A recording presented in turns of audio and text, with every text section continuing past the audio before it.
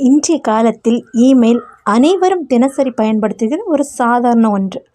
ஆனால் முதல் மின்னஞ்சல் எப்போது யாரால் அனுப்பப்பட்டது என்று உங்களுக்கு தெரியுமா?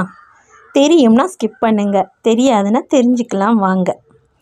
1971 ரே டாம்லின்சன் என்பவரால் உலகின் முதல் மின்னஞ்சலானது அனுப்பப்பட்டது.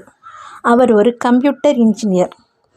ஏர்பானெட், அதாவது advance research project agency network என்ற திட்டத்தின் கீழ் பணிபுரிந்தார். ஏர்பானெட் என்பது இன்டர்நெட்டின் தந்தையாக பார்க்கப்படும் ஒரு வலையமைப்பு. அவர் கணினிகளை சோதனை செய்யும் போதுதான் முதல் மின்னஞ்சலானது ஒரு சிறு குறுஞ்செய்தி மூலம் அனுப்பப்பட்டுள்ளது.